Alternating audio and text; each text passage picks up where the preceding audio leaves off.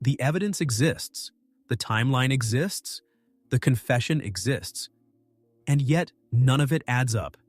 That's not a dramatic opener. That's not a hook designed to pull you in before disappointing you with a mediocre story. That is, word for word, the conclusion that 3 separate investigative teams reached after spending a combined 4 years trying to make this case close. 3 teams, 4 years, and every single one of them walked away with the same uncomfortable sentence written somewhere in their final reports.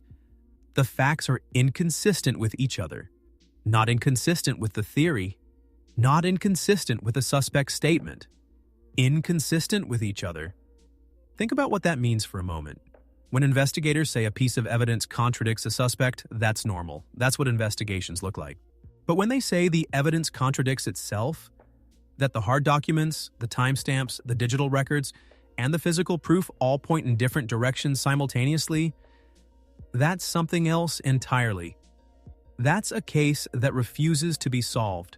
Not because the answer doesn't exist, but because every time someone gets close to it, the ground beneath the logic shifts. This is the story of the Mercer case. And if you think you've heard cases like this before, you haven't. Marcus Mercer was 34 years old when he disappeared from his apartment in Portland, Oregon, on the night of March 11, 2019. He was a software analyst for a mid-sized logistics company. He had no criminal record. He had no history of mental health crises. He had no outstanding debts that anyone could locate, no complicated romantic entanglements, no known enemies. By every measurable standard available to the people who would later try to reconstruct his life, Marcus Mercer was unremarkable in the best possible way. He paid his rent on time.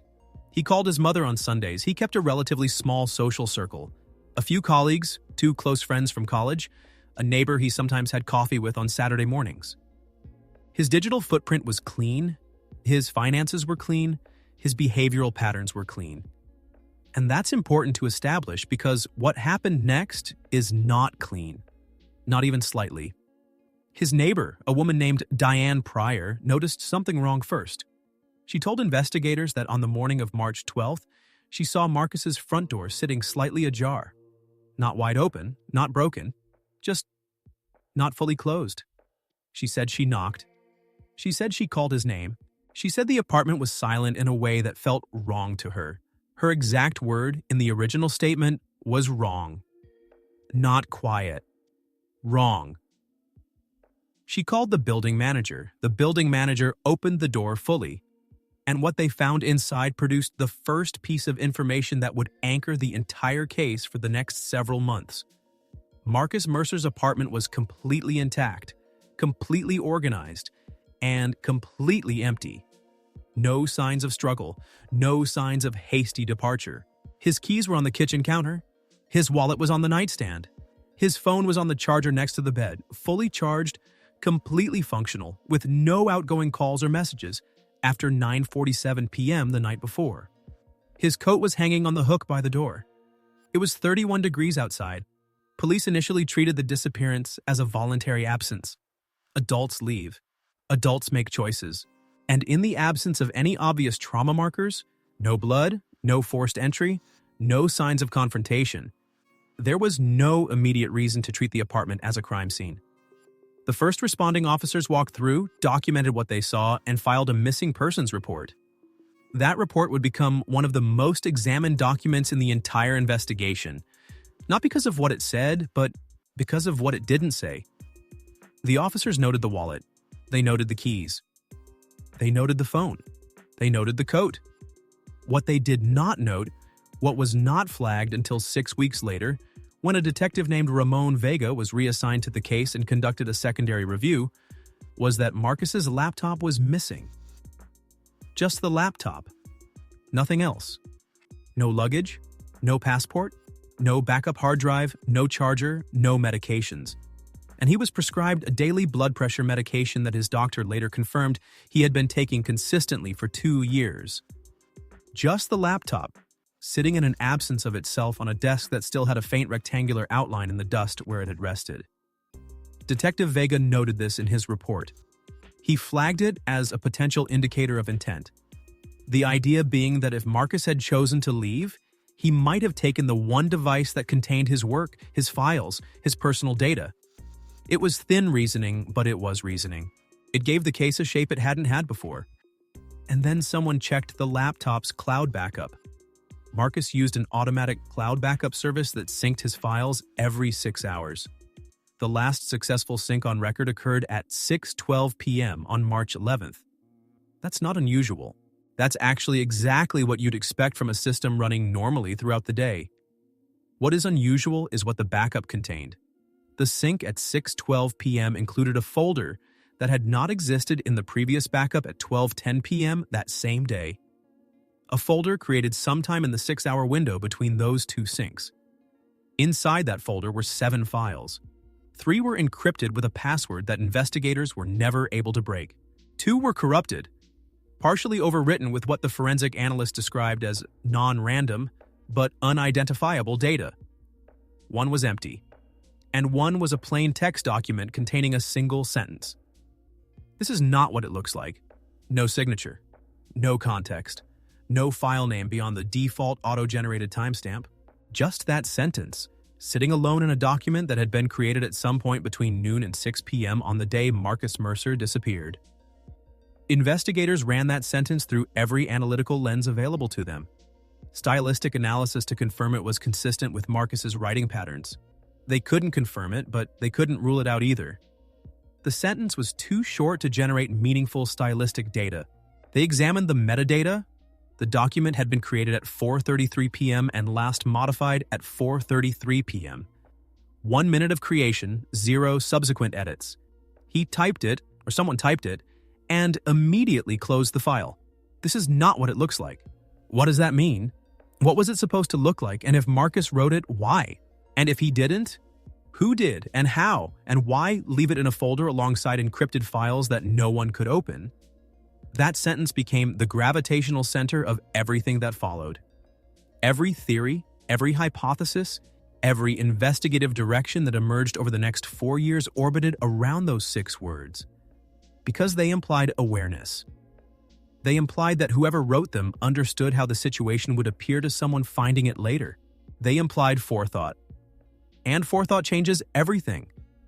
Here's where things begin to get genuinely strange. 3 weeks after Marcus disappeared, his cell phone received a text message. That alone isn't remarkable. People text missing persons all the time, not knowing they're missing. What made this particular message remarkable was the sender. The message came from Marcus's own number. Let that settle for a moment. Marcus's phone was sitting on the charger in his apartment, in police custody, logged into evidence. And it received a text from itself, from the same number, from a device that, according to every carrier record investigators could obtain, had made 0 outgoing calls and sent 0 outgoing messages since 9:47 p.m. on March 11th. The message contained 4 words: "Don't look for me." The carrier's technical team spent 2 weeks trying to explain this. Their conclusion, delivered in a report that reads more like an apology than a technical document, was that the message had originated from a third-party application capable of spoofing caller ID, a category of software that is legal, commercially available, and widely used. In other words, someone who knew Marcus's phone number, which was not publicly listed, had used a spoofing app to send a message that appeared to come from him. That's the technical explanation. It's accurate. It's coherent. It makes sense. Except for one thing. The spoofed message was sent at 2:17 a.m., and the building's hallway security camera, a camera that pointed directly at the door to Marcus's apartment, the door through which anyone accessing his phone would have needed to pass, shows no one entering or exiting that apartment between 11 p.m. on March 11th and 9 a.m. on March 12th. Not Marcus. Not anyone.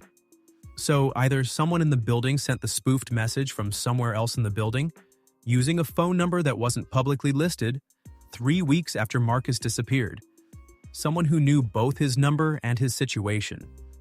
Or something else entirely is happening here. Detective Vega pursued the spoofing angle hard. It was the most technically traceable element of the case, and in digital investigations, you follow the thread you can actually pull. The spoofing service used to send the message was identified, a legitimate platform based in Delaware. used primarily by businesses for automated notifications and by individuals for what the platform's terms of service euphemistically describe as privacy-preserving communication. Vega subpoenaed the service's records. The subpoena was granted. The records came back. The account used to send the message had been created 40 minutes before the message was sent, at 1:37 a.m. It had been accessed via a VPN, specifically a commercial VPN service headquartered in the Netherlands with a strict no-logging policy. The payment for the account had been made through a prepaid virtual card purchased with cryptocurrency. The email address used to register the account was a disposable address created 3 hours earlier and never accessed again. Whoever sent that message knew exactly what they were doing. This was not impulsive. This was not sloppy. This was a carefully constructed layer of anonymization executed at 2 in the morning, 3 weeks after a man vanished. That level of technical sophistication pointed somewhere specific. It pointed towards someone who understood operational security. Someone who knew how digital trails were traced. Someone who possibly worked in a field adjacent to technology. Someone perhaps like a software analyst. The question of whether Marcus orchestrated his own disappearance began to dominate the investigation at this point. And on the surface, the logic holds. He was technically capable of the spoofing setup. He had access to encryption tools. The note, this is not what it looks like, could be read as a message to investigators, a pre-placed signal that whatever they were going to find was deliberately constructed to mislead. The missing laptop fits. He took the one device that contained the tools and files he'd need to rebuild a digital life elsewhere. It's a coherent theory. It satisfies most of the evidence. Detective Vega pursued it seriously. He built a timeline. He identified the gaps in Marcus's financial records where, theoretically, small amounts of cash could have been withdrawn over months without triggering any alerts. ATM withdrawals clustered at the boundary of reporting thresholds, which is a known behavioral pattern associated with deliberate financial staging. He found 3 such withdrawals over the 6 months before Marcus disappeared, each one under $500, each one at a different ATM in different parts of the city. 3 withdrawals totaling $1,400. Not a life-changing amount, but enough to establish a small emergency fund if you were planning to disappear quietly and had other resources elsewhere. The theory was building real weight. It was beginning to feel like the kind of framework that could hold the entire case together. And then Vega found the medical records. Marcus had visited his primary care physician 11 days before he disappeared. This was not unusual. The appointment was a routine follow-up for his blood pressure medication. But the physician had made a note in his chart that day that wasn't related to blood pressure. Marcus had mentioned during the appointment that he was experiencing significant headaches. The doctor had noted the complaint and ordered a preliminary scan. The scan was scheduled for March 18th, 7 days after Marcus disappeared. He had a medical appointment, scheduled, paid for, 7 days away. People who stage disappearances don't leave active medical appointments on the books. It's a detail that breaks the logic of the self-orchestrated exit theory in a way that can't be easily explained away. It's not impossible. People are imperfect. They make oversights. But it doesn't fit the profile of someone who had successfully anonymized a financial trail over 6 months and set up an encrypted data structure on their laptop days before vanishing. That level of planning and then leaving a doctor's appointment sitting there like a forgotten receipt. Vega noted it. He didn't abandon the theory, it was still the most coherent framework available. But he noted it. A flaw in the logic. A small one maybe, but a real one. And then the second medical record surfaced. 2 months into the investigation, a forensic accountant reviewing Marcus's financial records flagged an insurance claim that had been filed on March 9th, 2 days before his disappearance. The claim was for a damaged laptop, his work laptop specifically, a different device from the personal laptop that had gone missing from his apartment. The claim was routine. The work laptop had suffered liquid damage. Marcus had filed the claim, submitted a photo of the damage, and the insurance company had approved a replacement to be shipped to his work address. The replacement was scheduled to arrive March 14th, 3 days after he disappeared. So 2 days before he vanished, Marcus filed an insurance claim for a damaged device, and scheduled a replacement delivery for 3 days after the date on which he would not be there to receive it. That doesn't fit the self-orchestrated disappearance theory at all. Not the insurance claim itself. That could be dismissed as a cover. But the combination. The doctor's appointment, the insurance claim, the blood pressure prescription he'd been filling consistently and which was due for a refill in approximately 2 weeks. You don't build a 6-month exit plan and then leave 3 open administrative loops in the final 11 days. Not if you're the kind of person who encrypted your own files and anonymized a payment trail at 2 in the morning. Those loops say something different. They say, I expected to be here. Here is where the case fractures completely. 6 months after Marcus disappeared, a man matching his description was photographed at a farmer's market in Tucson, Arizona. The photograph was taken by a woman who had no connection to Marcus, no awareness of the missing persons case, and no reason to photograph a stranger except that she was testing a new phone camera, and the man happened to walk through her frame while she was shooting a display of produce. She posted the photo to a local community page.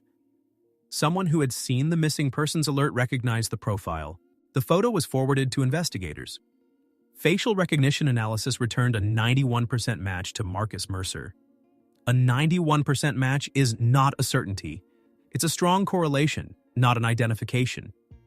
Investigators flew to Tucson. They canvassed the market. They found 2 vendors who remembered a man matching the description. One said he came by every few weeks, bought vegetables, paid cash, and never gave a name. The other said she'd seen him maybe twice and thought he lived somewhere in the northern part of the city. They never found him. But here's the detail that breaks the theory in the other direction. The one that was trying to frame Marcus as a victim rather than a planner. The Tucson photograph was dated September 4th, 2019, 6 months after he disappeared. And the man in the photograph was wearing a jacket. A very specific jacket. A gray waterproof shell jacket from a relatively obscure outdoor brand. Investigators went back to the evidence log from Marcus's apartment. In the initial inventory, the walkthrough documentation from the morning Diane Pryor found the door ajar. That jacket was listed. Item 47. Gray waterproof shell jacket found hanging in the bedroom closet. It was logged as present. It was still there when the apartment was sealed.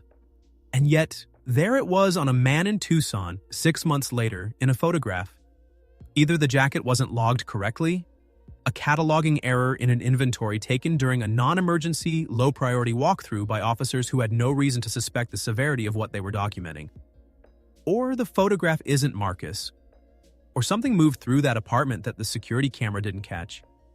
The evidence log discrepancy became the new center of gravity for the investigation. Vega requested a full re-examination of the original apartment inventory. Not just a review, a physical re-examination of every item that had been collected from the scene. The problem was that Marcus's apartment had not been preserved as a crime scene. The initial assessment had classified it as a voluntary absence. By the time the case was reclassified as suspicious, several weeks in, the apartment had been cleaned, the lease had been terminated due to non-payment, and a new tenant had moved in. The physical items logged in the inventory had been placed in a storage unit, bagged and tagged according to standard protocol. Vega's team went through every bag. 43 of the 47 logged items were present and accounted for. 4 items were missing from storage. The jacket was one of them. This happens. Storage facilities are imperfect. Chain of custody is imperfect. Items get misplaced, mislabeled, transferred incorrectly. There is a boring procedural explanation for a missing evidence bag that has nothing to do with conspiracy or interference. But here's the problem with the boring explanation. Item 46, logged directly before the jacket in the original inventory, was a pair of boots. Black, waterproof, men's size 11. The boots were also missing from storage. And item 48, logged directly after, was a gray wool scarf. The scarf was present. The 2 items on either side of the missing jacket were split. One present, one absent. The jacket itself was absent. And the one item between them, the boots, were also absent. Jacket and boots, missing together, from a storage facility with an access log that showed 17 individual entries over the relevant period, all attributed to authorized law enforcement personnel. By this point in the investigation, roughly 14 months after Marcus disappeared, The case had accumulated enough contradictions that it had effectively stopped moving in any coherent direction. The self-orchestrated disappearance theory was damaged by the medical appointments and administrative loops. The foul play theory was undermined by the total absence of any physical evidence of violence. The Tucson lead had evaporated. The storage discrepancy was unexplained but also technically explainable. The spoofed message remained anonymous. The encrypted files remained unbroken. A second investigative team was brought in to do a fresh assessment. They spent 4 months working through the case from the beginning. Their conclusions were not comforting. They confirmed that the digital evidence, the cloud backup, the encrypted folder, the text message, was internally consistent with the hypothesis that Marcus had anticipated scrutiny and deliberately structured what he left behind. The technical complexity of the anonymized spoofing setup pointed toward deliberate action rather than coincidence. But they also flagged something the first team had not prioritized: Marcus's employment records. 3 weeks before he disappeared, Marcus had submitted a formal complaint through his company's internal ethics system.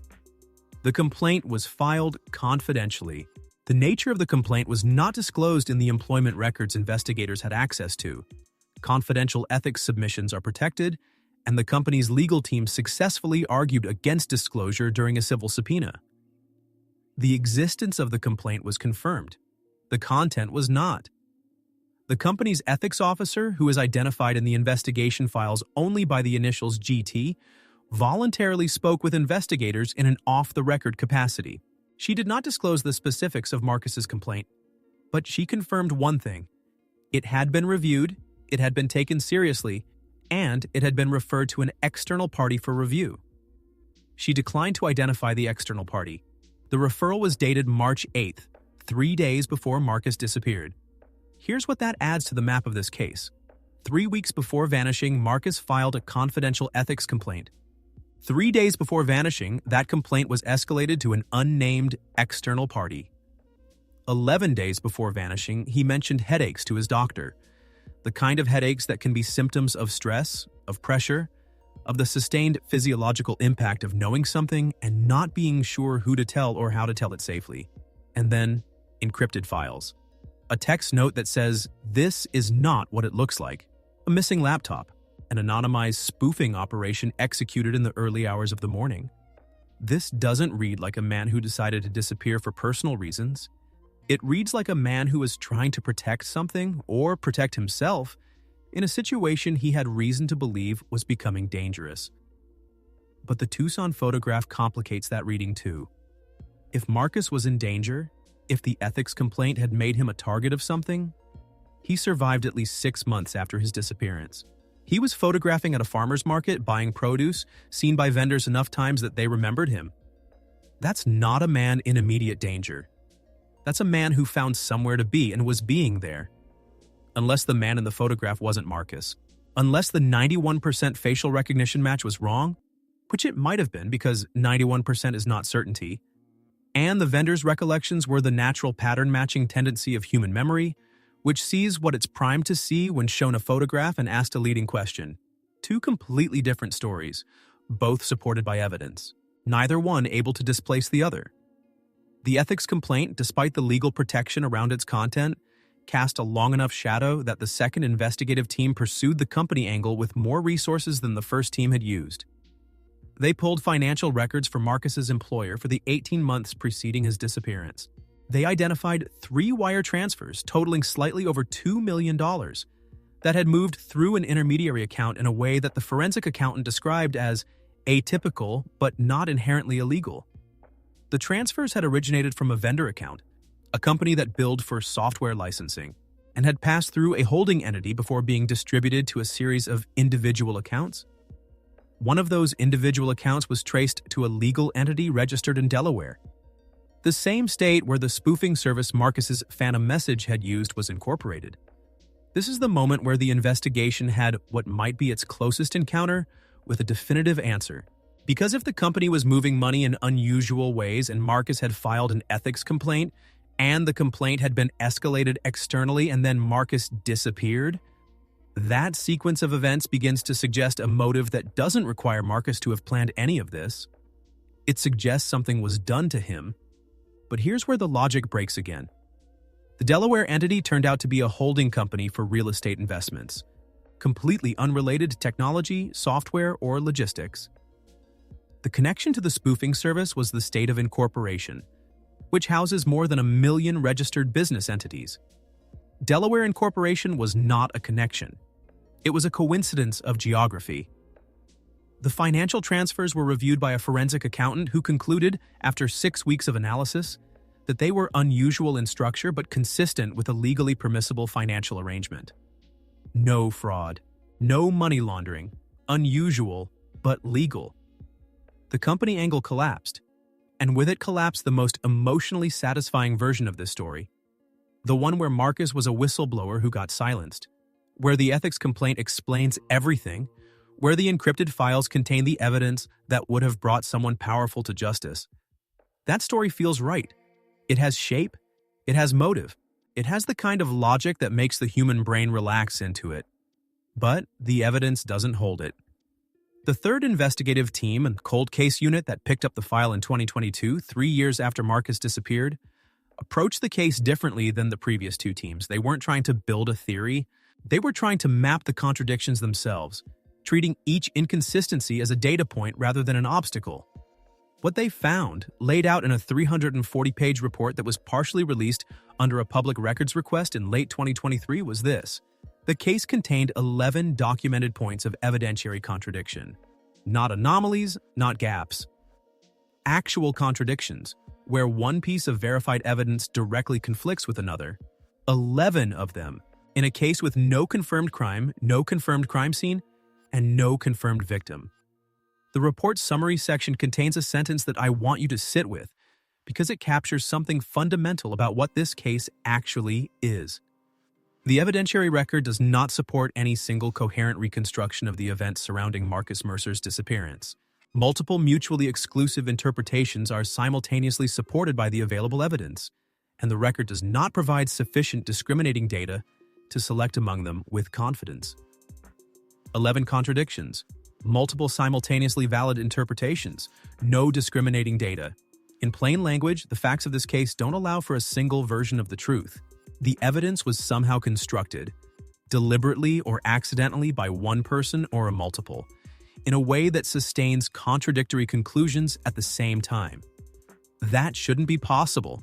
That's not how evidence works. Physical reality is not ambiguous. Things happen in one way, and evidence of that one way exists. Contradictions in evidence typically mean that someone is lying, or that the investigators missed something, or that the evidence was tampered with. But the cold case unit's analysis addressed all of those possibilities. They ran statistical probability models on the contradiction rate. They stress-tested the chain of custody for every major piece of evidence. They brought in an independent panel of forensic analysts to review the original documentation. Their conclusion? The contradictions were real. They were not the product of investigative error. They were not the product of obvious tampering. They were simply there, embedded in the record, like a structure that was built to be incoherent. There is one final element of this case that the cold case report addresses in its final section, almost reluctantly, as if the authors weren't entirely sure it belonged in an official document. 14 months after Marcus disappeared, his mother received a letter. Not an email. A physical letter, handwritten, delivered through the postal system with a postmark from a mailing facility in Phoenix, Arizona, approximately 120 miles northwest of Tucson. The letter was 1 paragraph long. The handwriting was analyzed and determined to be consistent, not confirmed, but consistent, with Marcus's own handwriting from comparison samples. The letter said, "I am okay. I know this isn't enough. I know it doesn't explain anything. Some things can't be explained without putting other things at risk. I need you to trust that I made the right choice, even though you don't have the information to know that. I'm sorry, no signature. No return address." His mother gave the letter to investigators immediately. She is quoted in the case file as saying, and this is the line that stayed with me when I first read this report, "I don't know if he sent it, but I don't know that he didn't." That sentence is, in a strange way, the purest summary of this entire case. You don't know if he sent it, but you don't know that he didn't. Marcus Mercer has never been found. He has never been confirmed dead. He has never been confirmed alive. His case remains officially open. The encrypted files from his cloud backup remain unbroken. The ethics complaint he filed 3 weeks before his disappearance remains protected. The identity of the person who sent the spoofed message from his number remains unknown. The jacket and boots missing from the evidence storage facility remain unaccounted for. The man in the Tucson photograph, whether he was Marcus or wasn't, was never identified. The cold case unit's report ends with a recommendation that the case remain active and that resources be made available to pursue any new leads that emerge. It does not end with a conclusion. It ends with a list of unresolved questions formatted with remarkable precision. 11 questions, one for each documented contradiction. The last question on that list is this: why does the available evidence appear to have been constructed to resist coherent interpretation, and by whom? By whom?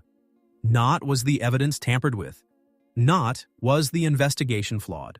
The question they are asking in an official government document is who specifically built a reality that refuses to close. That question has no answer in the record. It has no answer anywhere, as far as anyone has been able to determine. Marcus Mercer walked out of, or was removed from, his apartment on a 31-degree night without his coat, his wallet, his keys, or his medication. He left behind a note in an encrypted folder that said, "This is not what it looks like." He either sent, or did not send, a spoofed message telling investigators not to look for him. He was either photographed or not photographed. 6 months later in Tucson, he either wrote or did not write a letter to his mother 14 months after he vanished.